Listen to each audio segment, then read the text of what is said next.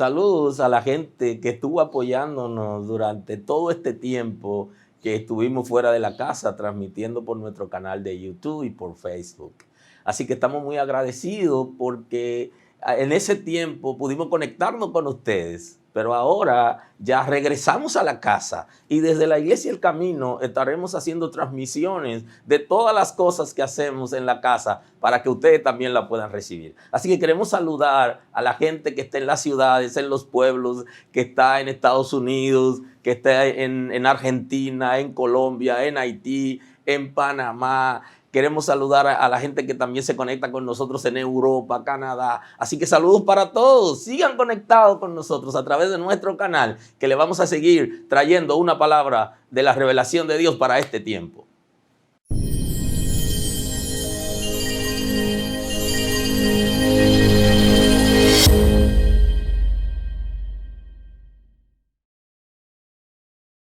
Gracias en esta mañana. Gracias por tu misericordia.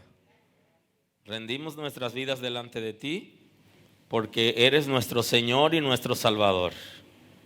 Porque nos has redimido, Señor. Nos ha creado y nos descarriamos, Señor, nos apartamos de ti como ovejas que se aparta del pastor y luego nos has redimido, nos has reconciliado contigo, Señor. Estamos tan agradecidos de tus misericordias porque nos ha dado vida juntamente con Cristo, perdonando todos nuestros pecados. Señor, gracias porque ha venido a liberar nuestras vidas, ha venido a liberar nuestro espíritu y a liberar nuestros intelectos, Señor. Ha venido a transformar nuestros corazones y nuestras emociones, a forjar tu imagen en nosotros, a darle sentido a nuestras vidas, porque tú le has dado sentido a nuestras vidas.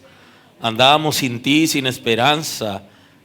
Andábamos, Señor, sin futuro en la vida, en tristeza, en amargura, con dolor.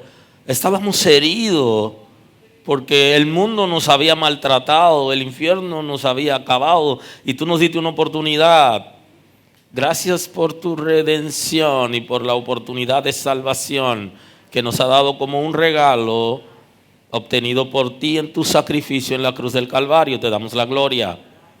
Gracias por darnos la oportunidad de estar de vuelta en la casa en este día y poder celebrar con nuestros hermanos. Gracias, Señor, porque tiene cuidado de nosotros. Llévate nuestros pecados y nuestras enfermedades. Y por tu llaga somos sanados, eres nuestro sanador. Yo sé que ha estado ahí fluyendo a favor del pueblo. Esta nación, Señor, que no te conoce totalmente y que no todos te sirven, pero tú tienes compasión y tienes misericordia. Y nos ha guardado de cosas peores, porque este virus ha venido para acabarnos. Pero tú nos has dado la capacidad para resistirlo. Y tú eres nuestro sanador. Y estás sanando de toda enfermedad, no solamente del virus, sino de toda enfermedad, del cuerpo físico, del cuerpo espiritual y de las emociones. Tú eres el que nos da salud física, salud mental, Señor, salud de las emociones y espiritual. Eres poderoso porque somos sanados por tu llaga, por la llaga que abrió el soldado romano. Somos sanados. Eres nuestro sanador. En el nombre de Jesús declaramos la palabra en favor del pueblo en este día. Eres sanador. Levanta a aquellos, Señor, que están siendo oprimidos con enfermedades. En el nombre de Jesús, por el poder de la palabra, renueva sus fuerzas por tu misericordia. Levántalos en este tiempo, cual fuere la situación, para gloria de tu nombre. También aquellos que nos ven, que tuvieran alguna situación de salud, tu gracia y tu misericordia está con ellos en este tiempo. Señor, en el nombre de Jesús se establece la salud por la palabra, para tu gloria, Señor, en el nombre de Jesús. Por el poder de la palabra, da nuevas fuerzas, capacita para toda buena obra, transforma, guía, cumple tu propósito, Señor, en este tiempo. Eres poderoso. Gracias en esta mañana, Señor, muchas gracias. Completa tu obra en este tiempo. Mira aquellos que están atribulados porque están desempleados, Señor, por causa de la pandemia. Algunos han perdido sus empleos, sus empresas no están facturando, son profesionales independientes y están acorralados, que tienen deudas, tienen hipotecas, tienen compromiso que no pueden saldar, pero tú eres poderoso. Y donde llega tu presencia, transforma todo. Ten misericordia. En el nombre de Jesús, sé con esos hermanos, con esas hermanas. En el nombre de Jesús, por tu palabra, Señor. Crea nueva fuente de empleo en la República Dominicana. Aún en medio de la crisis, eres poderoso para dar nuevas ideas y para dar proyectos para que puedan emprender. En el nombre de Jesús. Oh Señor, tú tienes cuidado de tus hijos y de tus criaturas. Eres Salvador. Eres misericordioso. Eres Dios de paz. En el nombre de Jesús. Gracias, Señor, en esta mañana te damos. Nos unimos con propósito, Señor. Aleluya. Para ser fortalecido en el ser interior y exterior.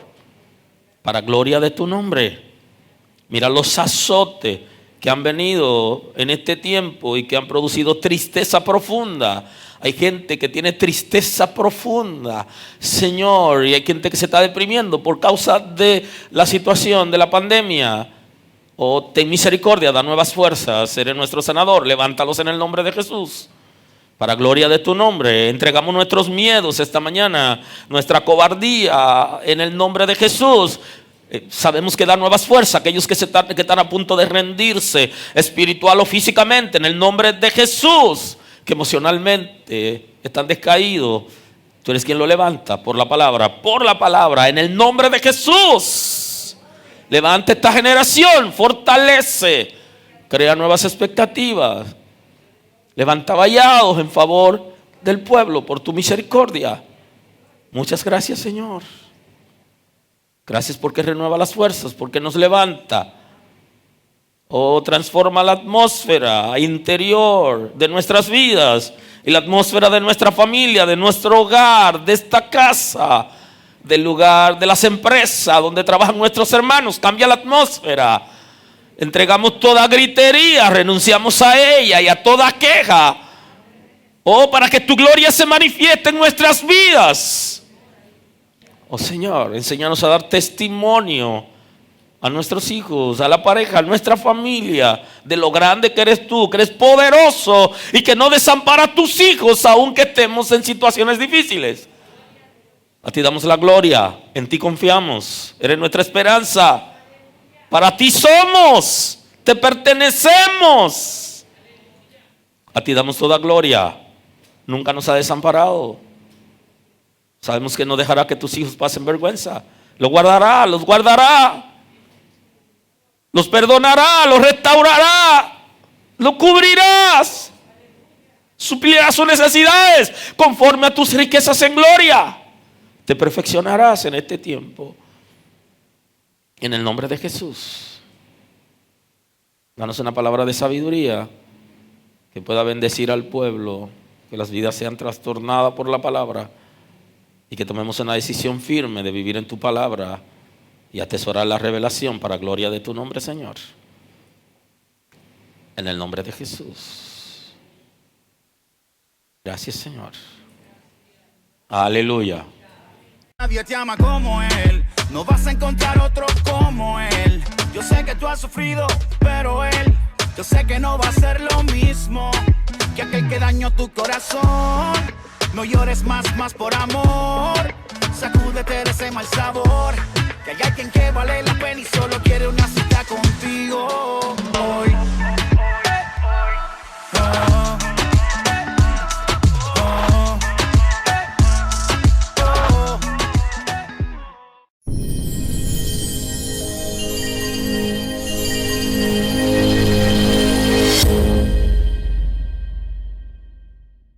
Sigo con la serie de predicación, las 3 causas de distracción, y estamos analizando la sexualidad como fuente de distracción en el ser humano. Y entonces hoy quiero conversar, introducir la predicación acerca del matrimonio en esa predicación.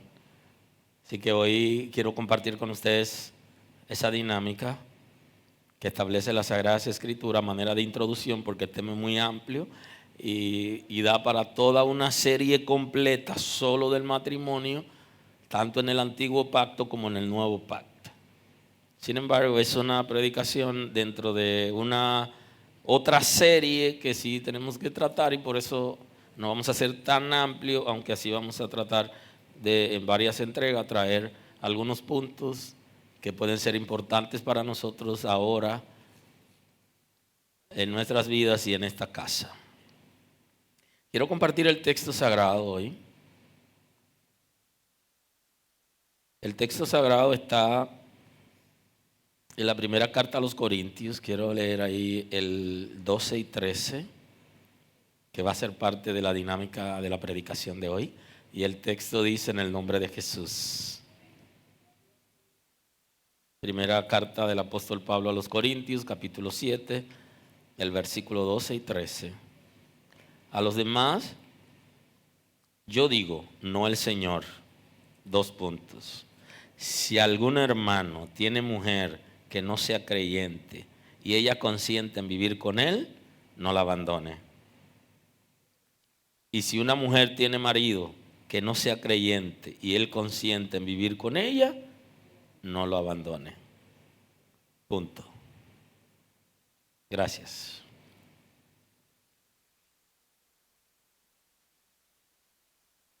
Entonces ya sabemos lo que es el matrimonio en términos general.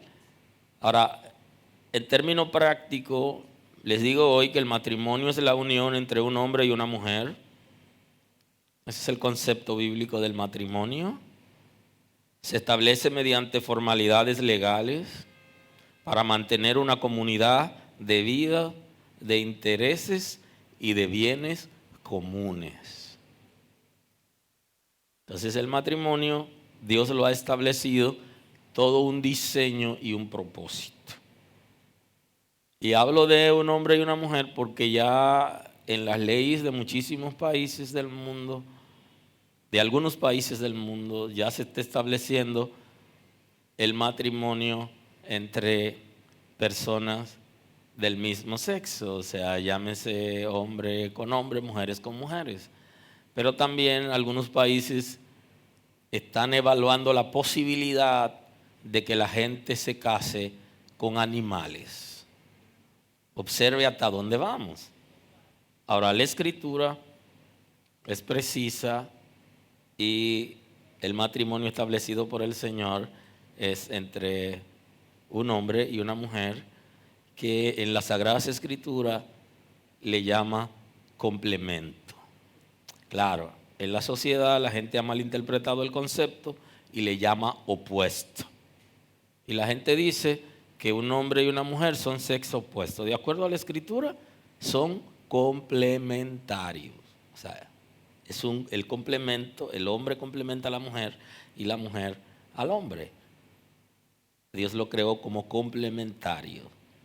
Ahora, Hay muchísimas formas de la gente casarse hoy y de hecho las iglesias tienen normas establecidas para los matrimonios. Sin embargo, el matrimonio en términos jurídicos son ordenamientos de leyes de los estados, dependiendo la cultura, el país y todo eso. Por eso hay en países donde usted va a encontrar que hay matrimonios que se pueden hacer. Un hombre puede tener, por ejemplo, varias mujeres, se puede casar legalmente con varias mujeres y otros países no lo permiten. Ahora, la Sagrada Escritura en el Antiguo Pacto sí permitía el matrimonio de un hombre que podía casarse con varias mujeres simultáneamente, pero ya en el Nuevo Pacto se reguló, y conversé con ustedes en una predicación que tenemos por ahí, que es acerca de la restauración de todas las cosas en el sacrificio de Cristo, en la que se incluyó la restauración de la dignidad de la mujer. Y entonces ya en el nuevo pacto que se hace por la sangre de Cristo, y es una nueva oportunidad para tener una relación con Dios, ya las normativas desde el punto de vista de la Escritura viene a regular la dignidad de la mujer y ya establece igualdades de oportunidades, y en la dignidad son diferentes, tienen diferentes roles, pero delante del Señor son iguales en dignidades, tanto el varón como la hembra. Por eso el modelo de matrimonio bíblico no está sujeto necesariamente a las leyes de los estados donde la gente que sirve a Dios vive.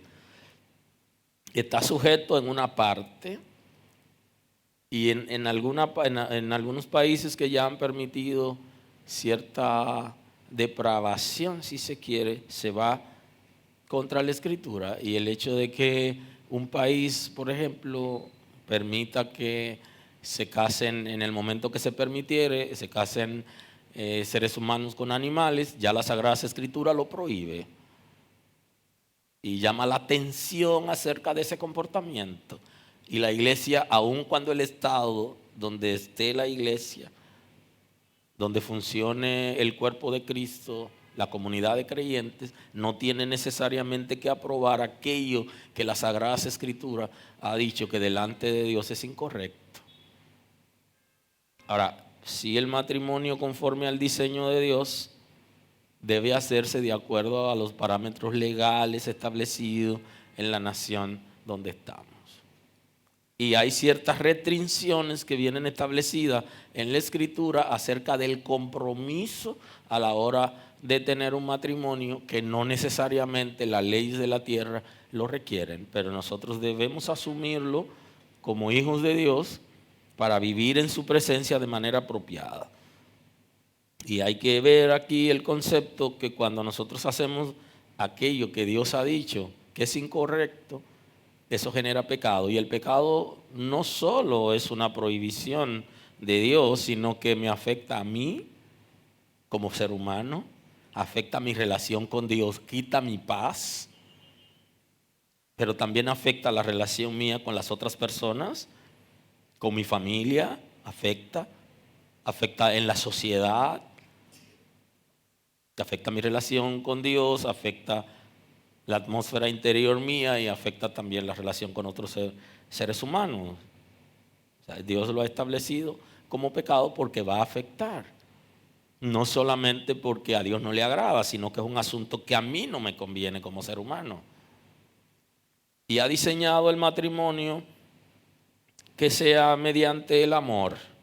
Aun cuando en la primera etapa en el antiguo pacto la gente se casaba y no decidía con quién casarse, sino los padres decidían con quién se casaba. Pero el diseño de Dios es el amor, aún en esos casos. Hoy la gente decide por sí mismo, sin embargo duran menos los matrimonios y la gente está decidiendo por sí mismo. No quiere decir que yo quiero que retroceda al sistema anterior, porque estamos en una nueva época Y vivimos en un área del mundo, lo que se conoce como el occidente, que tenemos una manera de pensar diferente a los orientales. Y somos hijos de Dios y el Señor nos ha liberado y nos ha dado grandes oportunidades. Usted está en libertad de elegir. Ahora tiene que saber cómo elegir. Y poder tener una relación de matrimonio donde las cosas estén en común, como establece las normas jurídicas y también las Sagradas Escrituras. Algunas personas están diciendo que el propósito del matrimonio es solo para procrear. Sin embargo, es más amplio el concepto de matrimonio en término bíblico. Dice el texto bíblico en Génesis capítulo 2, el versículo 18, el texto bíblico dice lo siguiente. Y dijo Jehová a Dios, no es bueno que el hombre esté solo, le haré ayuda idónea para él. O sea que el matrimonio no es solo para tener hijos, sino que el matrimonio es para hacer compañía y para poder ejercitar el concepto del amor recíproco. Porque el amor es efectivo cuando es recíproco. Yo puedo amar, pero a mí me aman. Me aman y yo amo. Se disfruta el amor recíproco. Si yo solo amo y no me aman, yo no puedo disfrutar de la relación. Entonces no es bueno que el hombre esté solo. Ese es el concepto de las Sagradas Escrituras.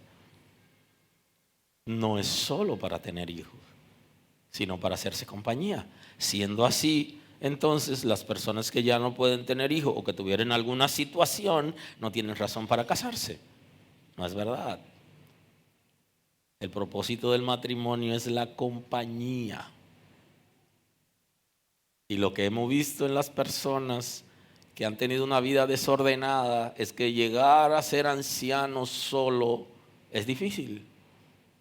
Y aquellos que han abandonado su familia para irse a la calle, cuando se han enfermado, entonces no tienen a dónde ir. Abandonaron la esposa de la juventud porque tenían ellos mucho brío. Y cuando llegan a la vejez, entonces tienen situaciones. Y el concepto no es bueno que esté solo, es porque necesita compañía. Y el concepto le dice no es bueno que el hombre esté solo, pero tampoco es bueno que la mujer esté sola. El propósito de Dios es que el amor pueda fluir en una relación, que se hagan compañía mutuamente y que sean el uno para el otro. Claro, dentro del mismo texto sagrado, en el capítulo 1, el versículo 27, el texto bíblico está diciendo, y creó Dios al hombre a su imagen, a imagen de Dios lo creó, varón y hembra los creó. Y los bendijo Dios y les dijo, fructificad, multiplicaos. Aquí le dice que debían multiplicarse, que debían dar frutos y multiplicarse. Y dice que llene la tierra y sojúzguenla, administrenla y señoreen en los peces del mar y en las aves de los cielos y en todas las bestias que se mueven sobre la tierra. Así que no es solo para tener hijos. Sí, tener hijos es un propósito dentro del matrimonio, pero el propósito es mucho más amplio. Porque si fuera así, después que usted tiene sus hijos, entonces usted abandonaría la mamá de sus hijos, como hacen muchos, inclusive creyentes. Abandonan no solo a la esposa, sino que abandonan los hijos y nunca más suplen necesidades ni apoyan a la familia. Porque quieren ver a la mujer que han abandonado sufriendo. Y una manera de hacerla sufrir es no apoyarla económicamente. Y entonces terminan abandonándola. Y otros aún viven dentro de la casa, pero no asumen responsabilidades ni en la crianza de los hijos, sino que son padres ausentes. O, en su defecto, no trabajan ni asumen ninguna responsabilidad para sostener su familia. Y ese no es el modelo bíblico. Aleluya. Aleluya. Por eso nuestros jóvenes antes de casarse deben estar en capacidad de sostener una familia. Y aunque es bueno que los padres apoyen a los hijos cuando se van a casar, pero no deberían mantenerlo cuando están casados, porque es un compromiso de ellos. Y así también le da la libertad para que ellos tengan su propio espacio. Hay un concepto muy interesante acerca de la libertad que hay para la gente elegir parejas. Y es un punto muy importante porque viene desde el antiguo pacto y en el nuevo pacto los creyentes deben elegir parejas que también sean creyentes. Eso es lo que establece la Escritura, porque eligiendo una persona que sea creyente, que comparta la fe, tengan una fe en común, y hablo de Cristo, la vida se hace mucho más ligera y más interesante.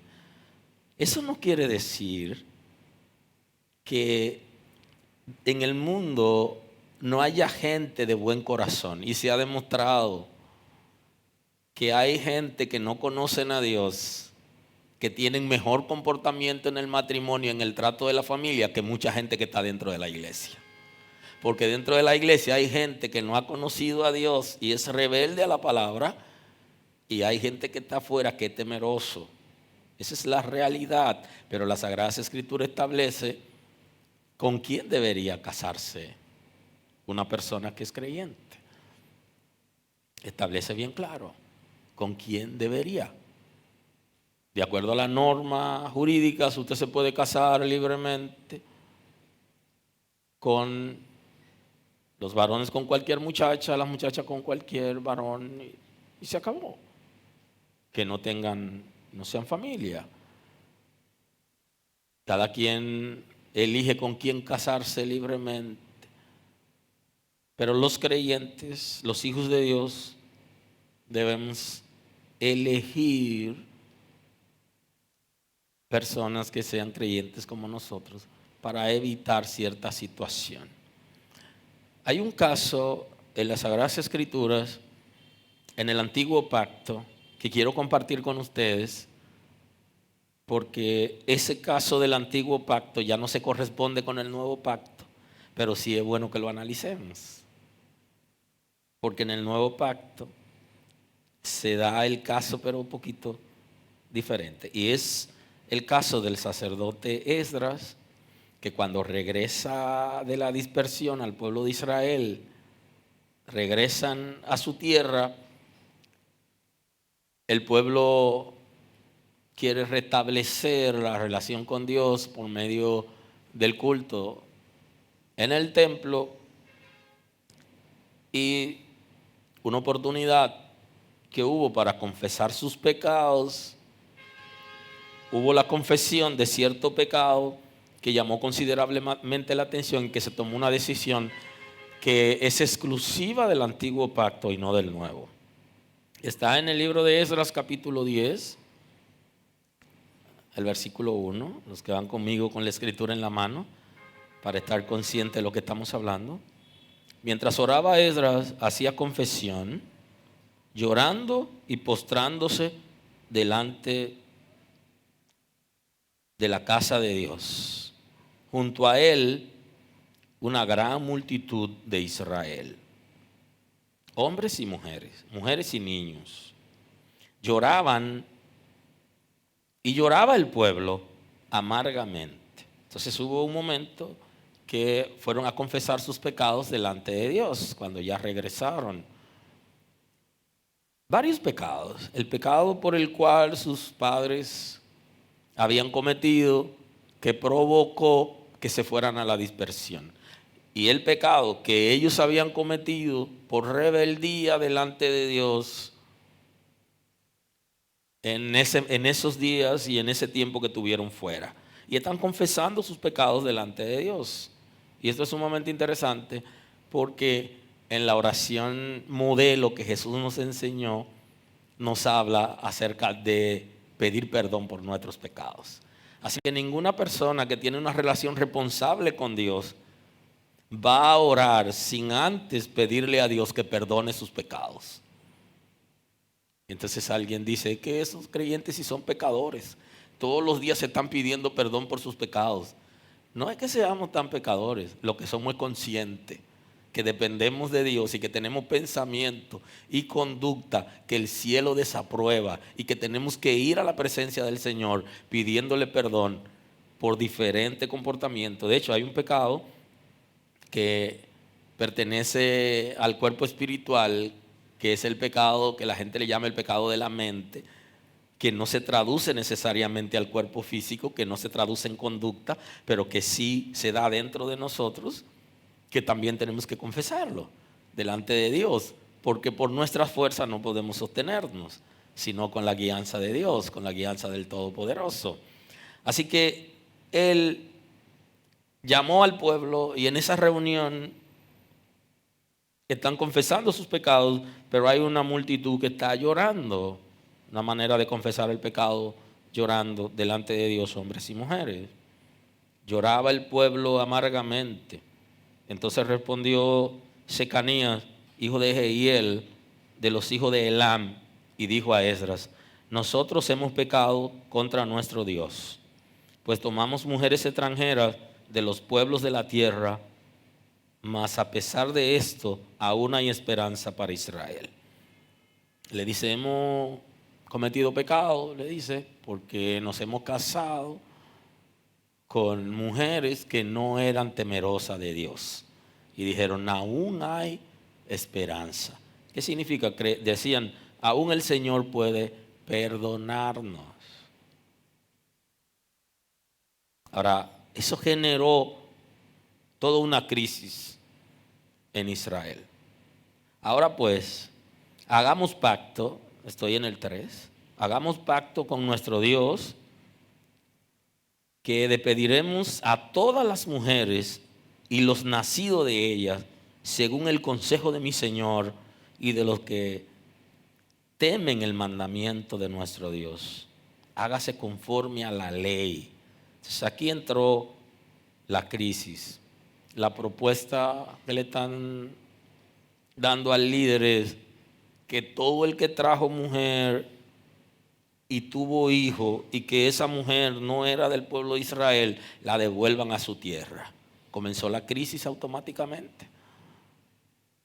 Tiene una mujer, tiene un hijo y ahora va a tener que despedirlo porque la mamá no es creyente y está contaminada.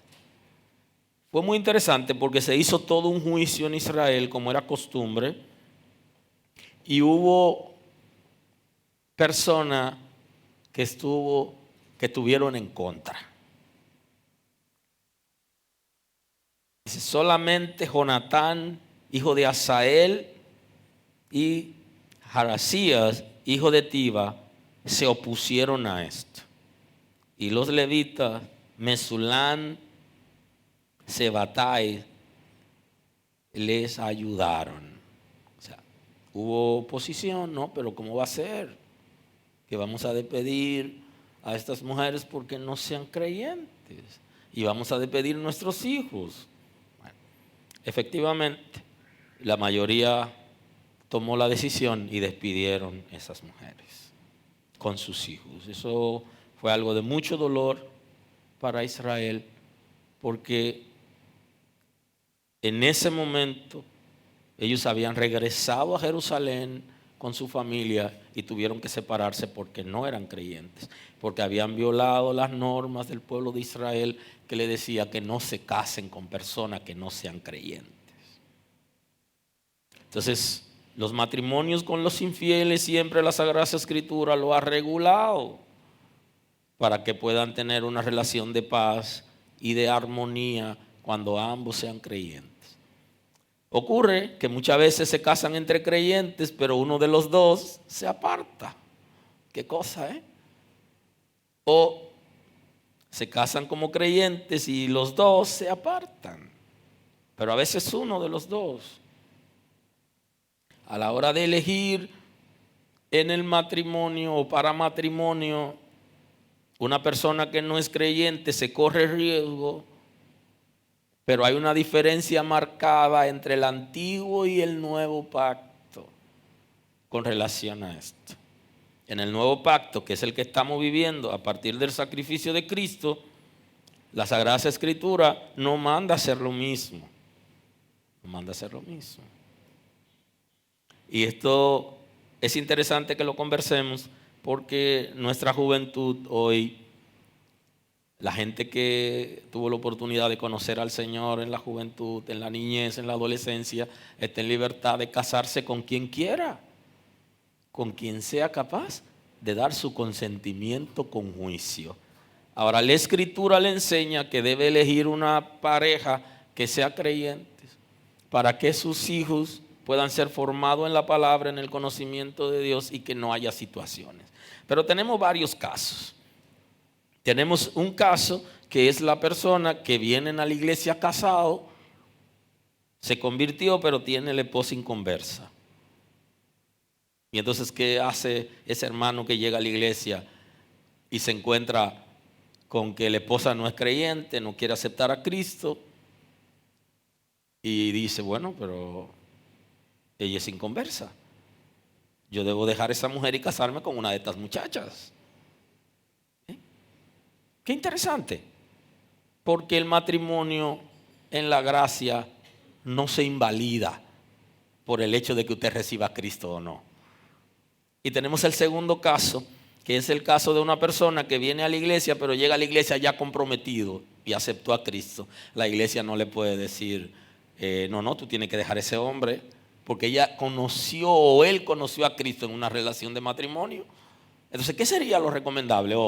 Que sigan su relación normal, que se casen y que echen hacia adelante. Aun cuando la iglesia le diga los riesgos que es casarse con una persona que no es creyente, porque llegó a la iglesia con ese compromiso. Igual que el que llegó a la iglesia en una relación, sea una relación ya de matrimonio o sea una relación libre, una unión libre, que ya las uniones libres en la República Dominicana se ha establecido precedente jurídico y muchas de esas relaciones tienen peso de matrimonio. Pero está en unión libre, no está casado, con documentos que digan que están bajo matrimonio, pero no está en libertad necesariamente porque conoció a Cristo, de abandonar su familia, dejar a su mujer, ya no quiero nada con ella porque ella es inconversa, o dejar la mujer abandonar al marido. No es el concepto bíblico. No lo es. El concepto bíblico que leímos al principio, ahí lo establece el apóstol Pablo, que está estableciendo nuevos paradigmas para el nuevo pacto. En Primera de Corintios, si son amables y van siguiendo la predicación de hoy con el texto sagrado en la mano, entonces leemos de nuevo el texto que ya leímos en el principio.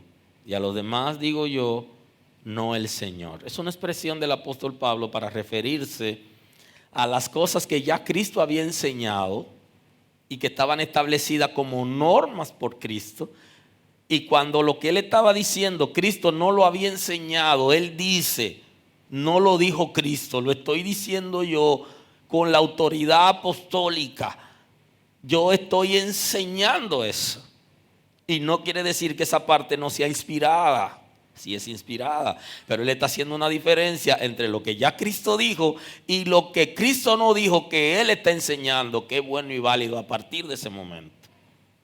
Y él entonces dice, y a lo demás, yo digo, no el Señor, si algún hermano tiene mujer que no sea creyente y ella consiente en vivir con él, no la abandone.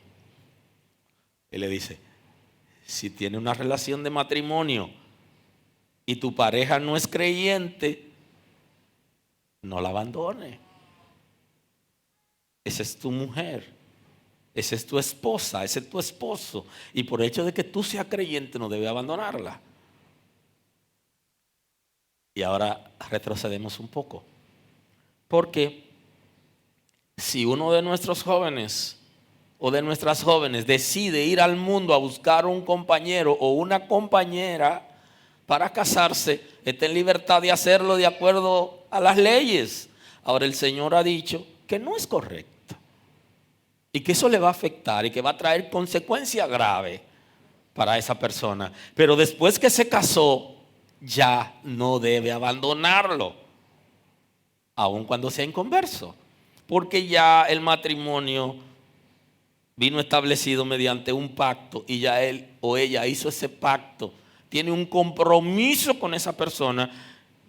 Y ahora no va a decir, bueno, como ella es inconversa y no quiso aceptar al Señor, ahora yo estoy en libertad para abandonarla. No es lo que dice el texto bíblico. No la abandone. Ahora, ¿qué hace la iglesia cuando un muchacho o una muchacha se casa con un inconverso? Hay lo que se conoce en la Escritura como la disciplina eclesiástica, que son normas establecidas en las congregaciones a partir de las Sagradas Escrituras para las personas que cometen algún tipo de pecado, que son privados de cierto compromiso o dinamismo dentro de la congregación. Y ojo con eso, porque debe ser por un tiempo, no puede ser eternamente y para siempre. Pablo dice, cuando escribe en la segunda carta a los tesalonicenses, y tienen que ir al texto sagrado para que puedan estar conscientes y seguros de lo que establece la Escritura. Entonces dice, segunda carta a los tesalonicenses 3:14, si alguno no obedece lo que decimos por medio de esta carta, a ese señaladlo y no juntéis con él para que se avergüence, mas no lo tengáis por enemigo, sino amonestarle como a hermano. O sea, la iglesia no puede expulsar, de acuerdo a la Escritura, a una muchacha o a un muchacho que decidió casarse con un inconverso. No, lo que la Escritura está diciendo es amonéstenlo. No le celebren ese tipo de comportamiento. Y por eso cuando el apóstol Pablo escribe al pastor Timoteo, le dice, no participen del pecado ajeno, no estén celebrando las malas conductas de la gente. No se hagan partícipes de ese comportamiento que no es apropiado. Pero dice, no lo tengan por enemigo. No, amonéstenlo. ¿Qué significa? Que un hermano o una hermana se casó con un inconverso y para siempre estaría fuera de la gracia de Dios y no entraría al cielo. Bueno, esa persona ha pecado, pero los pecadores tienen en Cristo oportunidad de arrepentimiento. Y a diferencia de otros pecados, el matrimonio con inconverso no necesariamente para Dios perdonarte tiene que abandonarla. Porque si usted se robó algo y usted se arrepiente, usted tiene que devolver eso. O usted tiene un dinero que usted obtuvo mediante malos negocios y usted es creyente y usted engañó a sus empleados. O usted se involucró en lavado de activos. O usted estuvo involucrado con alguien que vende sustancia prohibida, o fármacos o cualquier cosa, y usted se arrepiente, usted tiene que devolver ese dinero, porque si usted no lo hace, entonces usted no se está arrepintiendo. Pero en el matrimonio, después que usted se casó, ya usted no puede devolver a su mujer ni a su marido. Para que Dios me perdone, la voy a tener que dejar. Espérese, que en ese caso ya usted tiene que fajarse ahí. Y entonces el texto bíblico dice en Proverbios 22:13, dice, el que encubre sus pecados no prosperará, mas el que lo confiesa y se aparta alcanza misericordia. Y yo le digo en este día, excepto para el que se casó con una inconversa o no un inconverso. Usted no se puede tapar. No, que para yo entrar en el cielo y en la gracia de Dios, ahora tengo que dejarlo. No, espérese. Usted tiene que aprender la lección ahora que usted misma se buscó y tiene que ser responsable y no venga a soltar la carga antes de tiempo. El hombre que siempre teme a Dios, bienaventurado el hombre que siempre teme a Dios, mas que el que endurece su corazón caerá en el mal. ¿Quién es el que endurece su corazón? El que no sigue los mandamientos cae en el mal. Entonces usted debe observar el texto sagrado. Ahora, en la primera carta de Juan, En el capítulo 2 de la primera carta de Juan, el versículo 1, dice la Escritura lo siguiente: hijitos míos, estas cosas os escribo para que no pequéis. Dice, le estoy escribiendo esto para prevenir el pecado, para que no tengan que pecar, para que puedan obedecer a Dios. Para eso le estoy escribiendo, porque la Escritura no solo es un instrumento para corregir y condenar el pecado, también es un instrumento para prevenir. Y eso es lo que hacemos en la iglesia: darle una predicación, darle una enseñanza para que usted no caiga en la trampa, para que usted lo sepa antes que se le presente la oportunidad. Y entonces la Escritura aquí, el apóstol Juan está hablando acerca del propósito de la Escritura como prevención. Hijitos míos, estas cosas os escribo para que no pequéis. Si alguno hubiera pecado, abogado tenemos para con el Padre, a Jesucristo el justo. Entonces, si alguno ha pecado, ¿a quién tiene? A Cristo para que lo perdone, que es su abogado. Entonces, si usted ha pecado, cualquiera que fuere, o usted se casó con una inconversa o con un inconverso, violando los principios que hemos mencionado, entonces Dios lo perdona. Dios la perdona. ¿Por qué? Porque dice el texto sagrado que si alguno ha pecado, abogado tienen para con el Padre. Está diciendo la Escritura, tienen un paracleto, tienen un defensor asistente, porque no solo es el abogado que trabaja para el Estado, conocido como el abogado del pueblo, que hace lo posible para defenderlo. Por ese abogado no lo buscó usted, ni tampoco representa sus intereses. Pero este que está aquí, no, este es un abogado que representa sus intereses cuando usted tiene un corazón contrito y humillado delante de Dios. Y cual fuere su pecado, va a ser perdonado, dice la Escritura. Entonces es para siempre. Se casó con una inconversa y ya nunca más podrá ejercer ministerio, ya nunca más podrá participar en la iglesia. Ese no es el contexto sagrado. Lo que está planteando la Escritura es otra cosa. ¿Okay? Ya usted se casó, usted tiene que asumir su responsabilidad, usted no tiene que abandonar su relación para que Dios lo perdone, sino que usted debe someterse a los procesos que la iglesia como institución establezca, porque usted ha violado uno de los principios, pero usted se va a restaurar, porque Cristo va a perdonarlo, va a perdonarla, y usted va a volver a integrarse, y para eso no tiene que abandonar su relación de pareja, porque el texto está diciendo otra cosa. Y entonces aquí volvemos al texto de primera carta de Corintios, la primera carta a los Corintios 7:2. Y a los demás yo digo, no el Señor: si algún hermano tiene mujer que no sea creyente y ella consiente en vivir con él, no la abandone. Es inconversa, no es creyente. Tu mujer o tu esposo, no lo abandone si quiere vivir contigo.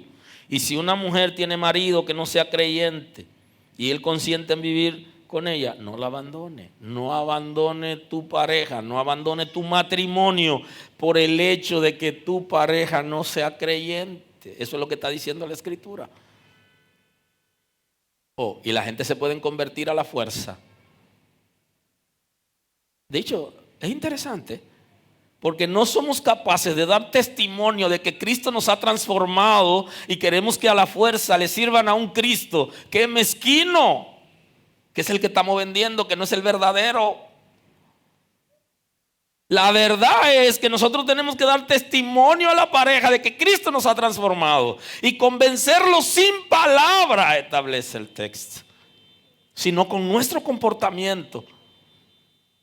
Pero no damos testimonio y queremos que se convierta. ¿Pero que se convierta qué? Que busque qué. Lo que tú estás dando, que no se corresponde con lo bueno y con lo que me hace sentir bien, ni con la palabra de Dios. Entonces el desafío aquí es convencer con el testimonio, con el comportamiento, de que Cristo nos ha transformado realmente. Y qué mujer que ve a su esposo transformado y que lo ve que se vuelve dulce y amoroso, no le va a dar la gloria a Dios: Señor, gracias por cambiarlo. Pero un creyente que se vuelve difícil, hostil, Hay gente que cuando llegan a la iglesia se ponen difíciles, malinterpretan el concepto y llegan a la casa diciéndole a la mujer, bueno, si no te conviertes mañana, ya tú sabes. O quizás le pasa como un caso interesante que yo viví de una mujer que se pasó toda la vida rogándole al esposo, ay, cásate conmigo. Y él le decía, muchacha, ¿de qué matrimonio tú me hablas? El hombre se ha convertido y ha llegado a la iglesia. Y le han dicho en la iglesia que tiene que casarse para bautizarse. Y llega a la casa y le dice a la mujer, mañana hay boda. Y ella le dijo, espérate, ¿con quién tú te vas a casar? Ya yo suficientemente te dije a ti que te casara conmigo y no quisiste. Así que no me hable de matrimonio. Ay, Dios mío. Sí, porque ella se... Entonces ya llegó a la iglesia. En la iglesia le dijeron y llegó dando órdenes a la casa. No, yo no tengo interés en casarme. Ahora la mujer se vuelve resistente y dice que él no me ama. Lo que pasa es que en la iglesia lo están obligando y entonces ahora él quiere casarse por interés personal, pero no tiene ningún interés en mí. Entonces, ¿a quién era que había que darle la terapia? Era la mujer. Pero cuando de una vez no, había que decirle a ese hombre, mire, ahora usted tiene que darle testimonio a ella de que Dios lo ha cambiado a usted. Y cuando usted le dé testimonio de que el Señor lo ha cambiado, entonces ella va a querer al Cristo que usted tiene, que da vida y que es poderoso para cambiar las circunstancias y la vida de la gente. ¿Alguien está aquí hoy? ¿Están aquí todavía? Aleluya. Aleluya. Entonces, eso es lo que está estableciendo la Escritura, es que nosotros tenemos que convencer por el trato, con el testimonio. Entonces, si usted es hijo de Dios y usted llega a su casa, aceptó a Cristo como Salvador y en la iglesia le dijeron, y entonces usted llegó y cuando está hablando en su casa usted dice, no, que aquí todo el mundo tiene que ser creyente. Sí, muy bien por usted. Pero ahora usted tiene que sentarse con su familia, enseñarle la palabra y dejar que su familia dijera todo esto. Y no decirle, si no se convierten, yo me voy de la casa y lo abandono a todos. Porque al final no van a servir a Cristo. O en su defecto, pudieran ser rebeldes por el tipo de comportamiento que nosotros tenemos. Así que el matrimonio es sumamente interesante a partir de lo que establece la Escritura. Y nuestros jóvenes que están aquí tienen que saber elegir, porque el que eligió una pareja que no es compatible y que antes no lo asesoraron bien, no se apoyaron, no se conocieron, luego se presentan situaciones y la gente lo que quiere es salir corriendo y abandonar. Y entonces dice, no, pero la palabra de Dios lo aprueba porque ella no es creyente y ya esa no es mujer para mí porque no es creyente. No, porque cuando usted vino al Señor o estando en el Señor, usted eligió, usted tiene que asumir su compromiso. Y la relación de matrimonio es una relación de amor. El propósito primario es el amor. Luego se tienen hijos. Pero en un principio la necesidad que tiene el ser humano de estar acompañado, de amar y de ser amado, que Dios nos ha creado con esa facultad como seres humanos. Los atributos de Dios están como eco reflejo de su naturaleza en nosotros. Y entonces tenemos el amor como atributo comunicable, que es lo básico. Ninguna relación de matrimonio que no esté fundada en el amor va a permanecer. Pero si está fundada en el amor va a permanecer. Ninguna persona que no ame no podrá ser fiel, porque no ama. No va a poder permanecer, porque lo que hace que se permanezca es el amor. Y ese es el propósito con el que el Señor creó la primera pareja, Adán y Eva, y los juntó. Y le dice, no es bueno que estés solo. Él necesita a alguien que lo acompañe. Él necesita a alguien a quien amar. Él necesita ser amado. Él necesita una respuesta.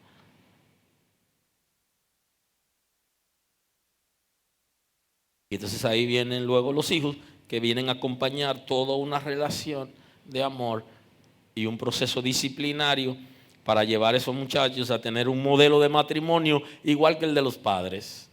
Porque nuestros hijos van a aprender en la escuela del matrimonio, que es el nuestro, van a aprender cómo tener un matrimonio en el futuro. Pero si tenemos hijos y el matrimonio no es sólido, al final no estaremos en capacidad de enseñarle a nuestros hijos cuál es el modelo correcto de matrimonio.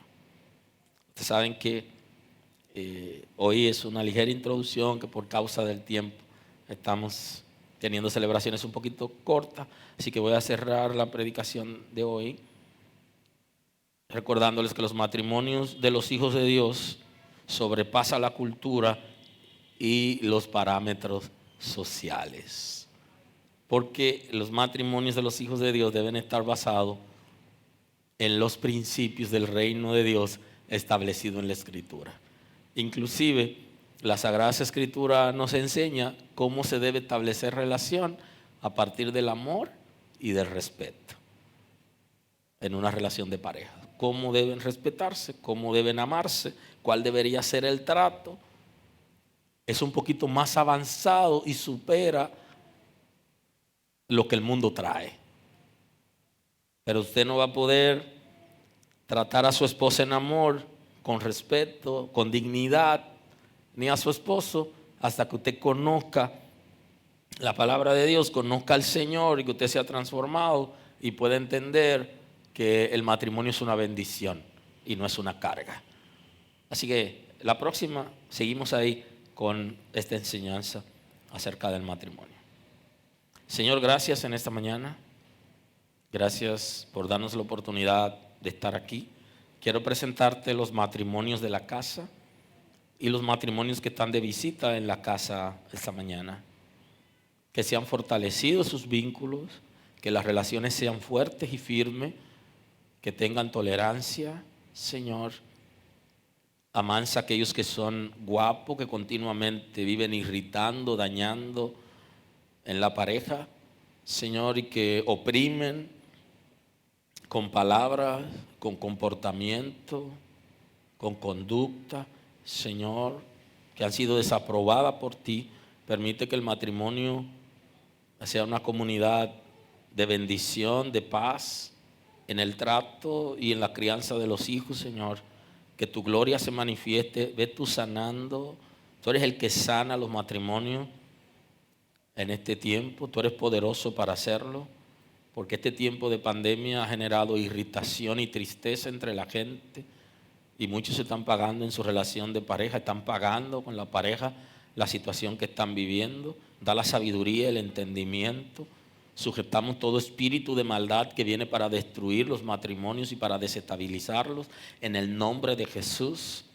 Que nosotros como hijos tuyos seamos responsables, Señor, en la relación contigo, y que podamos responder a los intereses del cielo bajo cualquier circunstancia.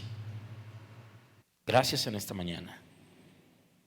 Toma tú el control y da paz.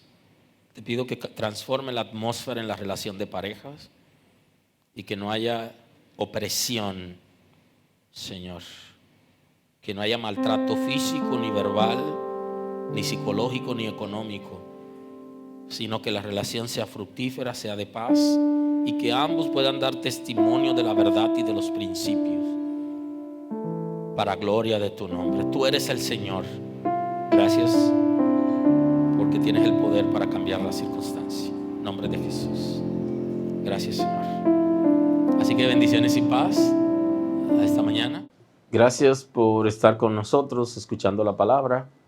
Hoy es un buen día para que tomes una decisión para recibir a Cristo como tu Salvador. Nosotros queremos estar contigo y apoyarte en el conocimiento de la palabra. Podemos trabajar contigo un curso de estudio bíblico para que puedas conocer a Dios. Hoy es un buen día. Llámanos o escríbenos por WhatsApp y estaremos contigo en este momento. Dios te bendiga.